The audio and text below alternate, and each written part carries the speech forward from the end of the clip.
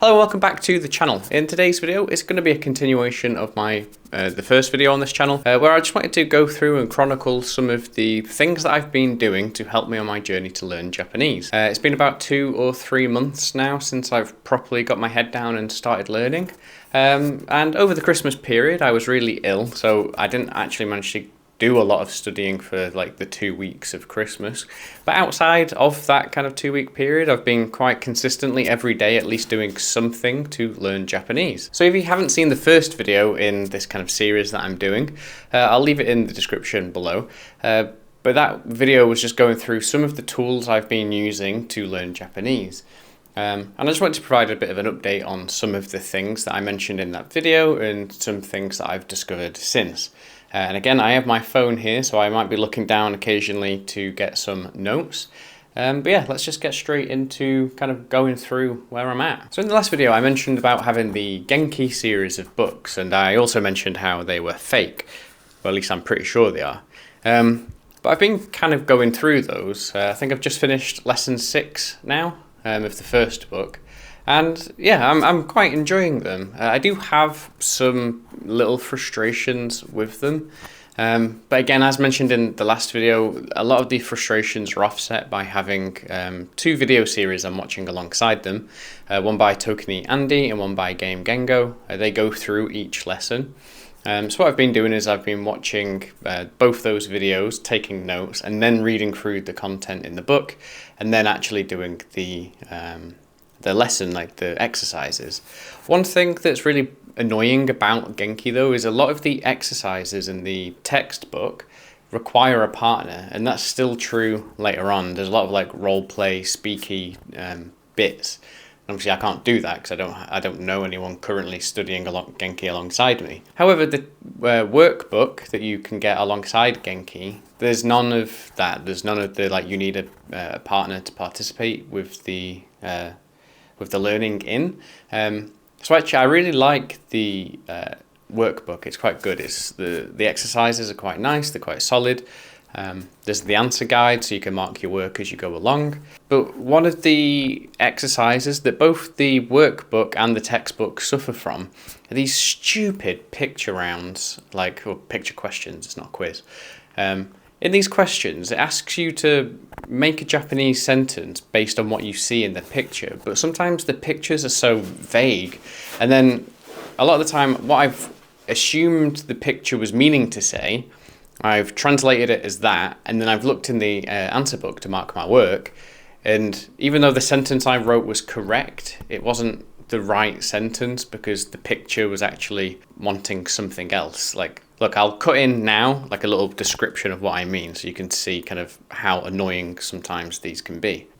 Okay, so this is an example of one of these picture rounds, right? So here, look at the pictures below and combine the pictures using their te forms, which, yeah, fine.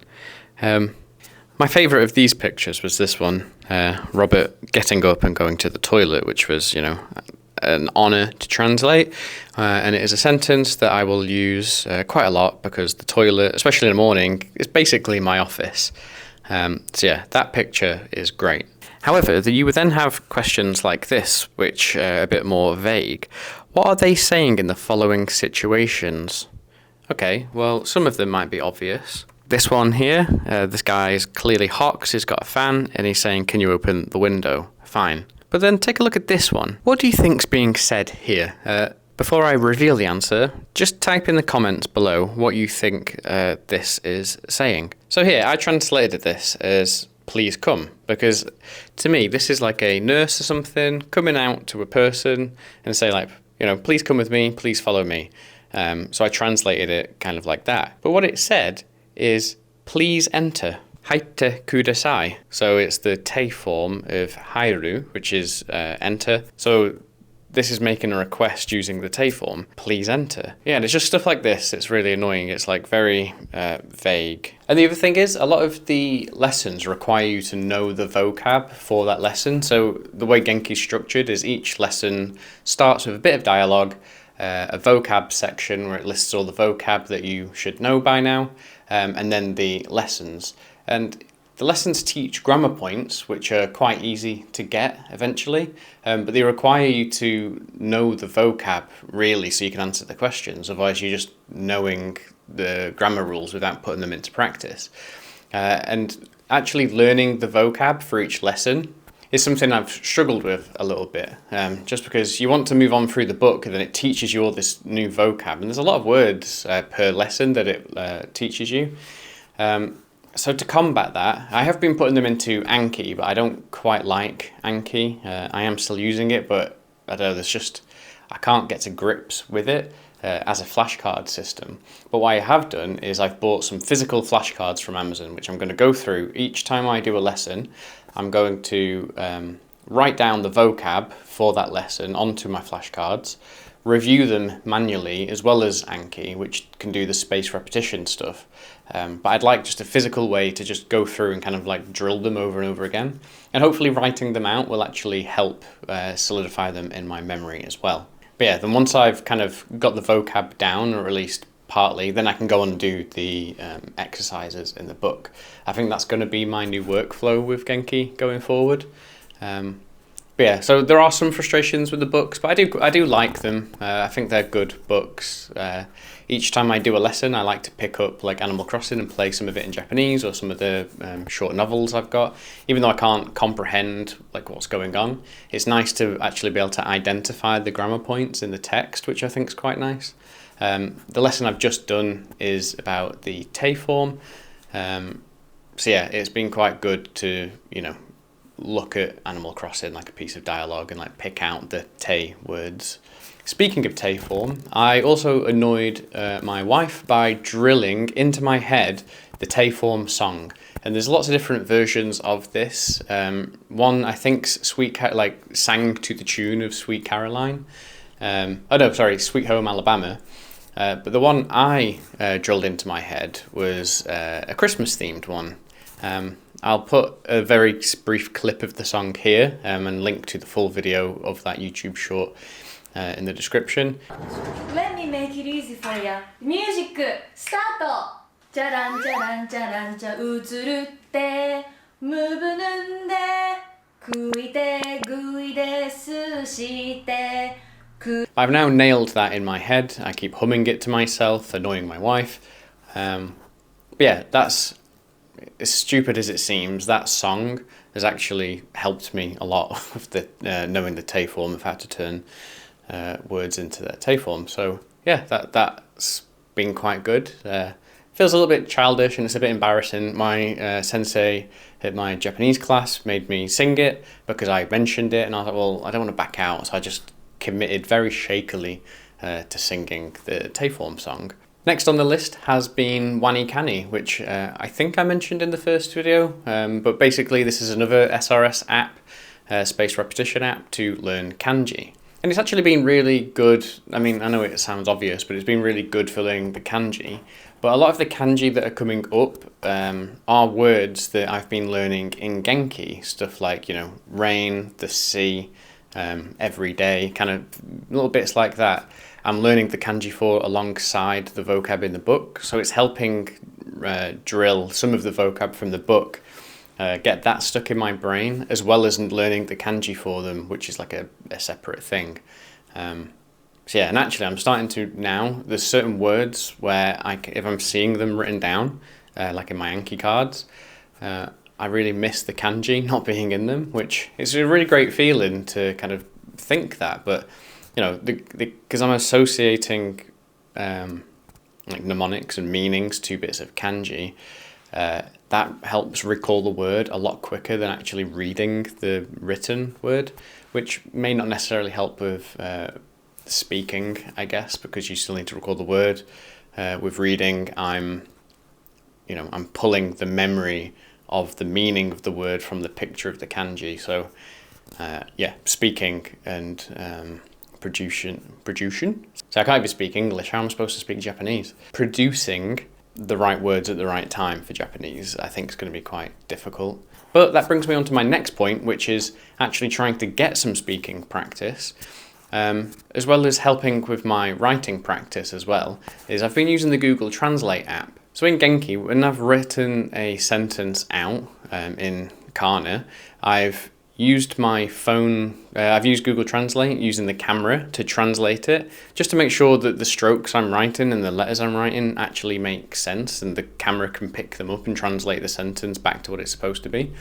And actually that works a lot. Like it's detecting my handwriting as Japanese, which I think is really cool. But I've also been using Google Translate to help with my speech as well. I've been talking to it. So if you go on to Japanese to English and then press the microphone sign, you can dictate. And that actually has helped me with my pronunciation and stuff, like when you have to do pauses in words where they're elongated or there's a brief pause. Yeah, that's been really helpful to try and like nail how long you need to pause for it to kind of know that you're trying to say one word and not the other, like kite or kitte, kind of that kind of differentiation. It sounds the same, the two different words, so trying to get it so it actually detects the correct word you're saying. It's just been really helpful to actually, go through and do my pronunciations of the sentences. So again, I've been writing out a sentence, using the camera to translate it just to make sure my handwriting's correct, and then I've been reading it out loud as well to make sure my pronunciation of it's correct. And I think this workflow is quite nice. It's quite rewarding when you actually, especially if it's been wrong, and then you keep, enunciating and pronouncing and changing the way you're speaking it, and then suddenly it's right. That's actually quite a rewarding feeling. And I think a lot of that's really necessary when you're learning a language, is to have those little wins and those bits of motivation that keep you going. And a bit of advice is to just find whatever that kind of feeling is, like whatever produces that feeling in you, do that. It keeps you motivated. It's really exciting. So if I wanted to say, please come, I could say, kite kudasai. So we can stop that and then we can see, kite kudasai, please come. So you can click the audio icon and get it to read it back to you. Kite kudasai. Obviously in a slightly robotic voice. But maybe I was trying to say, please cut it, which would be kitte, so there'd be a small pause. If this read it wrong, it means that I was saying it too fast, so then I could try again. Kitte kudasai. And there we go, we get to cut, or please cut it. Kitte kudasai. And then you can hear the pause, kite, not kite. So yeah, using Google Translate like that has been very helpful. So as well as the speaking and the writing and the kind of understanding and the translation, one of the biggest things I'm struggling with as well, I'm struggling with it all, it's a very hard language, but one of the harder things is listening as well, because we do it in English and the Japanese people do it as well. They speak quite fast, stuff blurs together, especially if they're just in a conversation with their friends or family. So it can be quite hard to detect where a word ends and the next word begins and it's all kind of blending together. But what I found has been helping is having 24/7 news channels up on YouTube. So there's a range of these on YouTube. I just leave them playing in the background, and it's good that as I'm listening I'm picking out words that I have been learning, for example dates and times, things like that, days of the week. But also it just gets me used to kind of the flow and style of the language. And then because it's a news channel, anything coming from the studio setting, it's very clear, it's well pronounced, it's kind of articulate. So it's a lot easier to kind of pick out those bits of word in that studio setting. And then when they cut to the field, like an actual reporter at the side of the road or interviewing people, that also then gives you a different sense of how other people speak, and especially casual or in the public. Different accents, different patterns of speech. It's just, if I've just got that on in the background while I'm at work, just washing over me, but little bits of it are just, it's just getting me used to the sound and ear feel, if that's a thing, of Nihongo. And obviously I've been continuing with my weekly lessons. Now we're back from the Christmas break. Again, they're really good. It's, I'm a lot further ahead in the topics that they're teaching in the lesson, because obviously I'm learning a lot more outside of class in terms of speed as I am in class. So we're just now doing about like family, introducing like members of your family, things like that. And obviously I did that a while ago on Duolingo or in Genki or whatever. But, you know, it's all reinforcement. It's more chance to practice speaking. And obviously in my self-study, I come away sometimes with a lot of questions. And it's quite good to have an actual Japanese person to ask those questions to, and to get kind of feedback from, and kind of solidify answers in my head. And also practice my speaking again. Like if I've come up with a sentence of something I want to say, I can say it to her, make sure she can understand me, see if I can understand her response. And before that weekly hour to 2 hour long class, there's also an hour of conversation classes offered at my university as well. And those conversation classes, I've only been to one. I was the only one that turned up. So I got basically another one-on-one tutor with another Japanese person going through like how to order food and stuff. And I'm excited to go back to them starting next week. But yeah, it's a long, tiring process. At some points, especially over Christmas when I was ill, I was starting to get a little bit burnt out. I think having a little break over Christmas whilst I was ill, even though I wasn't doing much, I think that was good to kind of like wait and reinvigorate myself for more learning.